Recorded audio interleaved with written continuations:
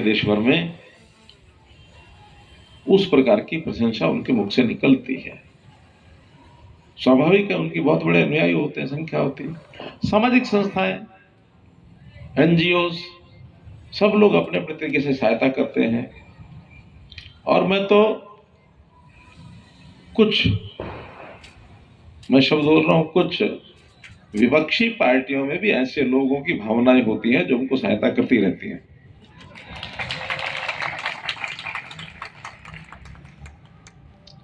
करना होता तो इसके,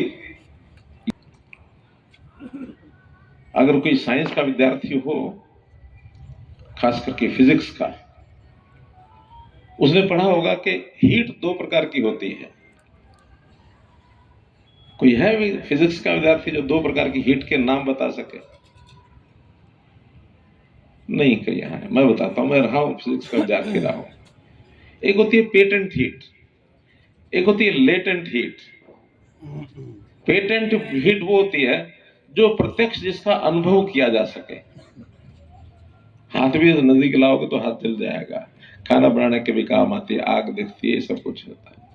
एक लेटेंट एनर्जी होती है, ऊर्जा होती है जो दिखती नहीं है, वो काम करती है। तो हमारे यहां भी राजनीतिक रूप से इस अभियान को चलाने में एक तो हमारी ये पेटेंट पावर है जो दिखती है, जो मैंने पहले बताया, भारतीय जनता पार्टी का कार्यकर्ता है, ऊपर से लेकर नीचे तक, गली मोहल्ला, यानी हमारे जो पन्ना प्रमुख तक वो काम करते हैं। और एक लेटेंट हीट होती है जो हमारे पीछे खड़ी रहती है, जो दिखती नहीं है। और अगर उसका मैं अनुपात बताऊं तो कभी कभी ऐसा लगता है कि दिखने वाली ताकत तो 25% ही है, कि 75% ताकत वो हमको पीछे से सपोर्ट करती है। जाते हैं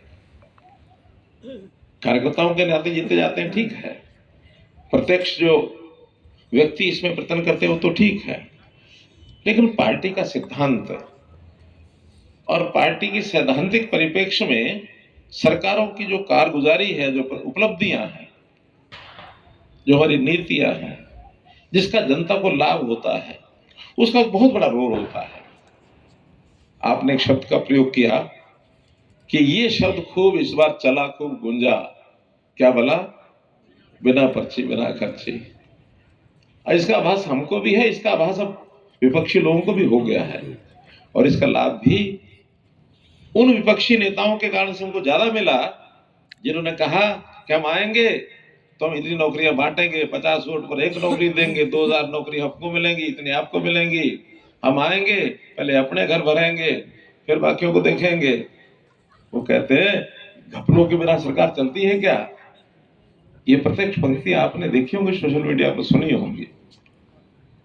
तो क्या उनका धन्यवाद नहीं करना चाहिए?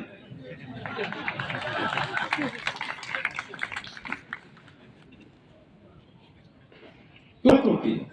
वो तुलना करती है। वो पिछले 10 साल की तुलना और वर्तमान जो 10 साल की अपनी सरकारें चली है, चाहे केंद्र में मोदी जी की सरकार चली और चाहे हरियाणा में भारतीय जनता पार्टी की सरकार आपने चलाई, इसकी तुलना करते हैं। एक समय भूपेंद्र हुड्डा जी ने कहा हम आएंगे, ये पोर्टर वोटर सब खत्म कर देंगे। एक नेता ने कहा हम आएंगे, मेरिट वेरिट सब फाड़ के फेंक देंगे। मैंने कहा ये वाक्य लगातार चुनाव तक बोलते रहना, बीच में मत छोड़ देना। लगातार बोलते रहोगे तो ये पोर्टल वोटर आप खत्म करने की बात कहोगे, जिनको इन पोर्टल्स का लाभ मिला है वो आपको खत्म करने की बात करेंगे, इतना ही पता आपको। इसका एक विशेष महत्व ये भी है, कभी नहीं बने, कभी नहीं बने।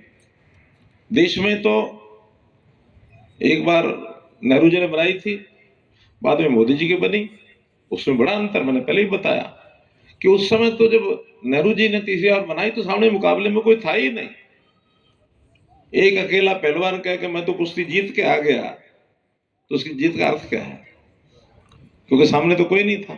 जनसंघ भी चुनाव लड़ती थी तो उनका नारा होता था उस समय का, 2-3 सीटों से शुरू किया था 52 में।